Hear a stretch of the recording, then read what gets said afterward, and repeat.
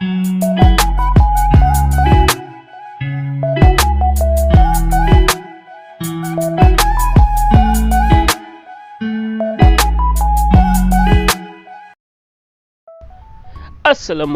warahmatullahi wabarakatuh. Balik lagi di Mans Gaming Channel. Oke guys, mohon maaf jika baru bikin konten lagi karena seminggu terakhir, seminggu lebih lah, badan kurang sehat, dan baru mendingan di hari ini. Jadi saya langsung coba membuat konten lagi lebih sering lagi. Di sini kita kembali bermain game Football Manager. Kita akan new game lagi.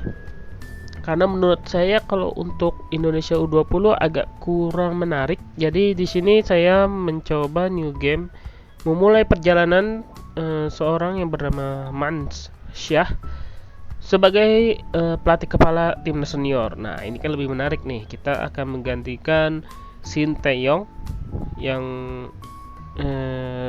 sebelumnya menjabat sebagai kepala pelatih timnas Indonesia di sini. Di sini belum Kluivert ya, masih Shin Tae-yong. Jadi kita akan menggeser posisi Shin Tae-yong. Mohon maaf untuk fansnya Shin Tae-yong ya.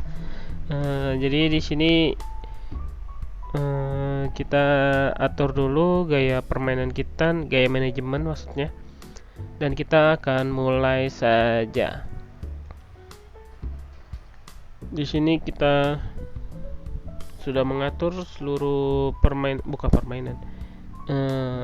statistik kita sebagai kepala pelatih.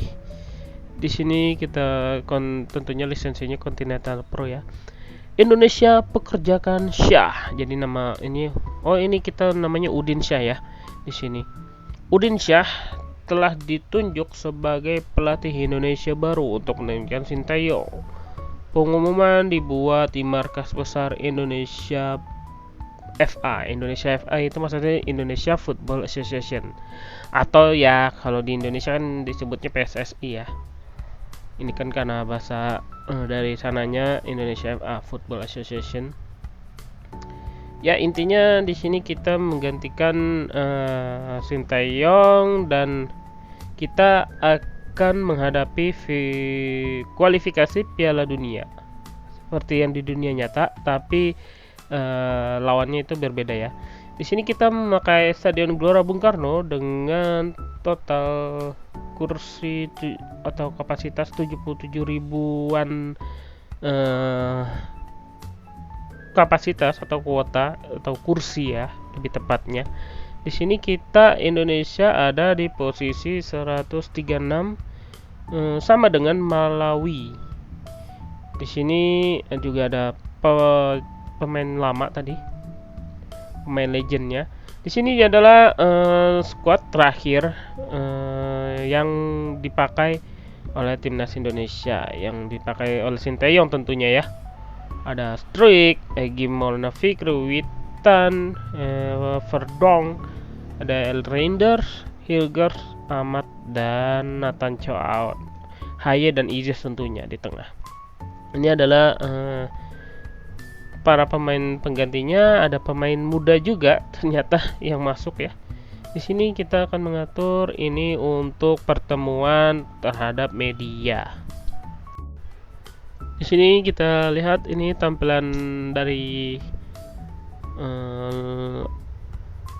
game Football Manager ya. Buat teman-teman yang belum tahu, seperti inilah tampilan dari game Football Manager. Bagi yang tidak terbiasa mungkin ya dikira apa sih ini, tulisan-tulisan doang. Tapi bagi yang senang dan sudah tahu, wah ini mah game bisa bikin kecanduan, bisa berjam-jam main game ini. Di sini kita masih memakai asisten ya, asisten asisten bekasnya Shin Tae-yong. Jadi kita masih akan pakai karena kita adalah pelatih muda dan masih susah untuk mencari asisten yang berkualitas yang mau kita rekrut.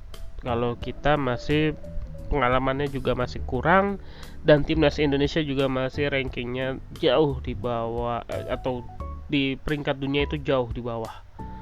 Kita masih di posisi 136 ya kalau nggak salah tadi. Selain asisten coach yang tadi Choi Jin Chul, kita juga masih memakai pelatih bawaannya Sintayong. Ini ada Yoon Jae Hoon, ini juga pelatih asal Korea Selatan yang sudah bermain di Indonesia cukup lama. Ada Kim Bong Soo dan ini Shin Sang Gyu, ini pelatih fitness ya, pelatih kebugaran dan lain sebagainya. Oke, di sini kita akan langsung ngatur taktik ya, dan supaya nanti ketika permainan jadi lebih mudah kalau taktiknya sudah kita tentukan.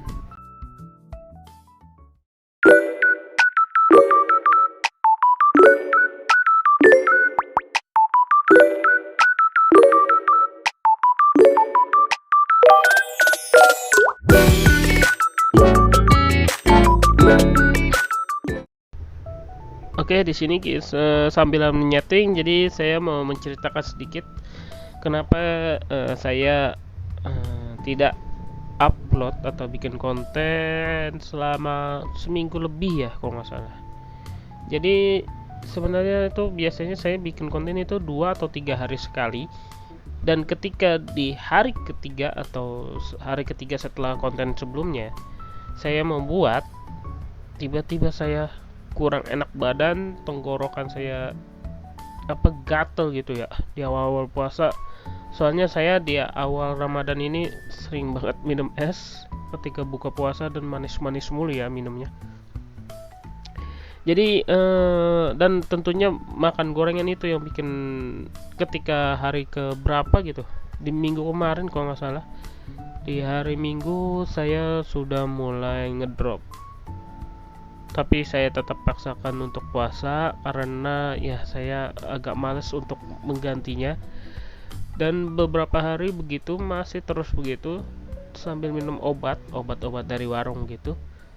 Dan di hari Rabu saya terpaksa tidak puasa ketika badan sudah makin lemes. Dan di hari Kamis atau di hari Rabu itu saya beli obat lagi di apotek, dan di hari Kamis sudah agak mendingan, dan hari ini tentunya lebih baik dibanding hari-hari sebelumnya. Jadi saat ini sudah mulai bisa bikin konten, semoga kedepannya juga bisa bikin konten lebih sering lagi tentunya, dan lebih baik tentunya. Dan jadi mohon maaf jika ada teman-teman yang menunggu video-video dari channel ini dan baru ke-upload pada hari ini mungkin atau besok. Oh iya, saya juga dapat notifikasi dari YouTube bahwa saya telah berhasil mendapatkan 100 jam pertama. 100 jam pertama. Saya juga gak nyangka sih ada orang yang nonton konten-konten saya, dan tentunya udah menyentuh angka 100 jam pertama. Ya, semoga bisa terus bertahan dan semakin banyak orang-orang yang menonton konten saya dan mendukung atau mensupport channel UMKM ini ya. Maksudnya channel kecil-kecilan ini. Dan jika teman-teman ada masukan, boleh diketik komen di bawah. Masukannya apa saja silahkan. Nanti ketika ada masukan yang bisa saya terapkan, saya akan terapkan di konten-konten selanjutnya. Di sini kita kembali lagi di game. Sini kita melakukan wawancara. Tentunya di sini ada banyak tekanan pada tim nasional. Oke, intinya apakah kita akan menghadapi tekanan dan kita akan menjawab dengan positif. Di sini di tingkat internasional minat intinya tekanan itu kuat karena timnas Indonesia ini banyak supporter yang ingin timnas Indonesia ini masuk ke ronde selanjutnya. Di sini tentu ada pertanyaan lagi. Intinya pertanyaan soal umur yang masih 28 tahun tapi sudah memimpin timnas senior dari timnas Indonesia. Kita tentunya akan menjawab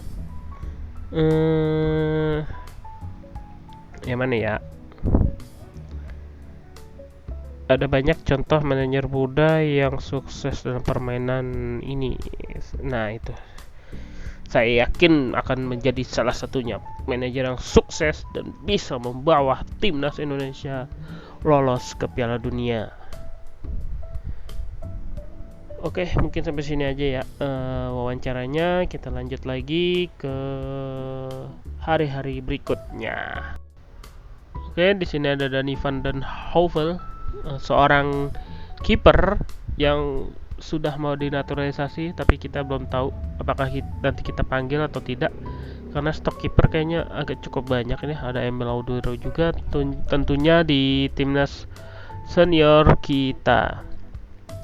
Selanjutnya kita akan melawan Irak dan Qatar di bulan September, dan di bulan Oktober tentunya ada lawan China. Lawannya tidak sesuai di dunia nyata ya, tapi kita lihat di sini. Kita akan skip aja untuk pemilihan squad. Di sini kita mayoritas pemain yang bermain di luar negeri ya. Dan sini Emil Audero akan menjadi first atau potensi cap pertamanya, first capnya bersama timnas Indonesia. Ada Oler Meni juga. Di sini juga Justin Hubner masih baru pertama kali ya di game ini untuk bermain timnas Indonesia. Mark Klok dikeluarkan, mohon maaf untuk fans Persib ya, karena pemainnya sudah cukup banyak di bagian tengah. Jadi saya mohon maaf tidak bisa memasukkan semuanya dan memasukkan yang sekiranya statistiknya lebih baik dibanding pemain lainnya. Di sini juga ada Nathan Joaun juga terpanggil tadi. Oke, pertandingan selanjutnya akan 5 hari lagi melawan Irak.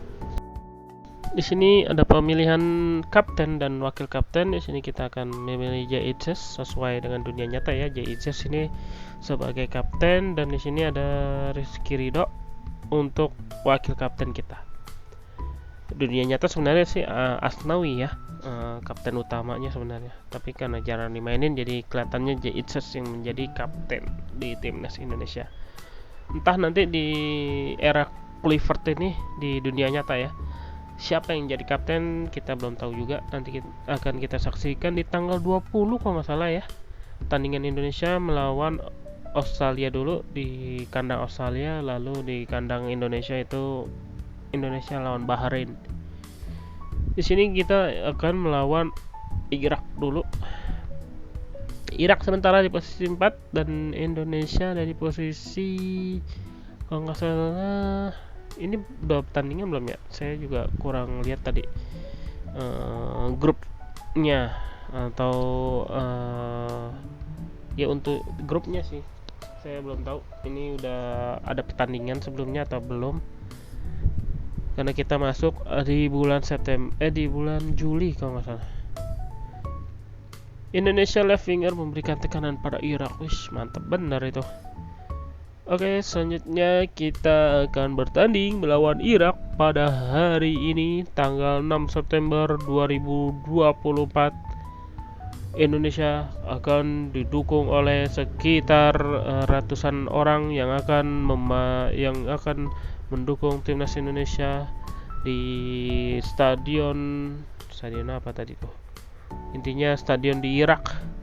Dan di sini kita akan mengatur sedikit pemain yang sedikit kelelahan atau terkena suspend. Di sini kita akan melakukan marking atau melakukan tackling keras kepada beberapa pemain yang dianggap berbahaya dan melakukan man marking terhadap pemain tersebut.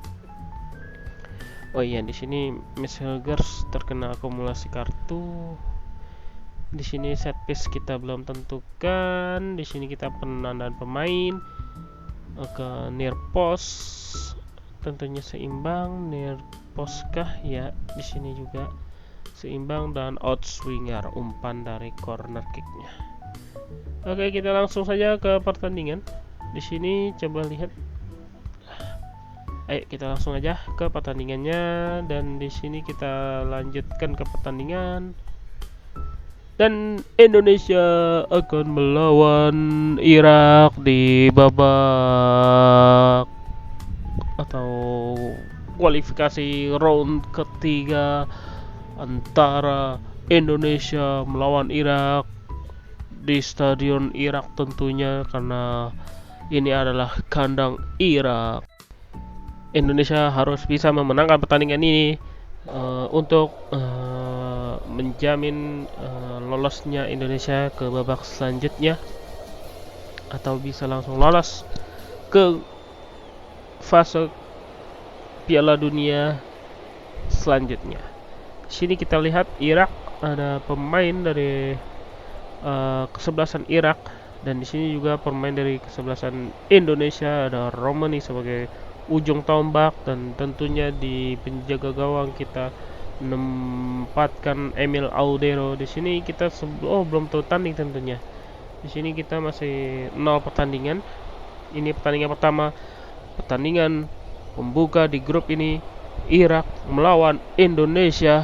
Tentunya di sini kita akan coba atur dulu sorotan utama ininya, tetap dicepetin sedikit.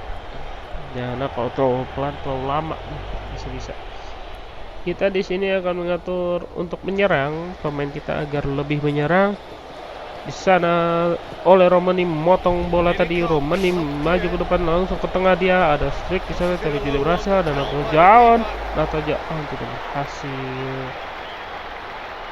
memberikan umpan yang baik ke dalam kotak penalti tadi.